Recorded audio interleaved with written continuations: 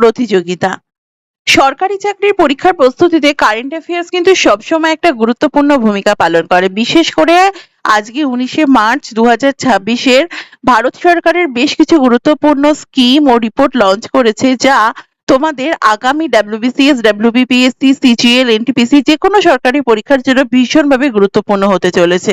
তো প্রথমেই শুরু করা যাক ভব্য স্কিম নিয়ে, যা ভারতের শিল্প উন্নয়ন যোজনা। 2026 সালের মার্চ মাসে কেন্দ্রীয় মন্ত্রিসভা থেকে এটি অনুমোদন দেওয়া হয়েছে। এর মূল লক্ষ্য হলো ভারতের শিল্প বিপ্লবকে ত্বরান্বিত করা। এই সংক্রান্ত ইনফরমেশন গুলো অলরেডি তোমরা স্ক্রিনে দেখতে পাচ্ছ, তো প্লিজ নোট ডাউন।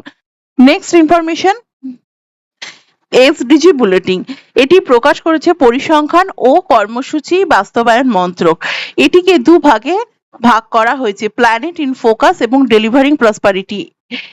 এটি একটি গুরুত্বপূর্ণ কিন্তু নোট হতে চলেছে, যেটি আমি এখন বলবো। রিনিউয়েবল এনার্জির মোট ক্ষমতা 22.13% পৌঁছেছে 2024-25 ভারতের। তো এটি কিন্তু একটি ইনফরমেশন গুরুত্বপূর্ণ। পরবর্তী, এবার উত্তর পূর্ব ভারত থেকে একটি গুরুত্বপূর্ণ খবর, যা কেন্দ্রীয় আদিবাসী মন্ত্রক রিসা ব্র্যান্ড লঞ্চ করেছে। এবার তোমাদের বলি রিসা কি। রিসা হচ্ছে ত্রিপুরার একটি ঐতিহ্যবাহী হাতে বোনা কাপড়। সব থেকে গুরুত্বপূর্ণ আপডেটটি হলো সম্প্রতি এটি একটি জিআই ট্যাগ পেয়েছে। আর জানোই তোমরা জিআই ট্যাগ কতটা গুরুত্বপূর্ণ সরকারি পরীক্ষার জন্য। এবার সর্বশেষে চলে আসি স্মল হাইড্রো স্কিম নিয়ে।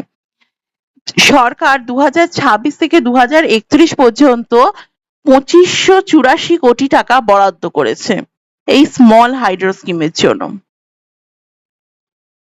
আজকের কারেন্ট অ্যাফেয়ার্স ছিল এই পর্যন্তই। আশা করি তোমাদের এই তথ্যগুলো প্রিপারেশনে আরো বুস্ট আপ করবে। থ্যাংক ইউ, দেখা হচ্ছে পরের ভিডিওতে।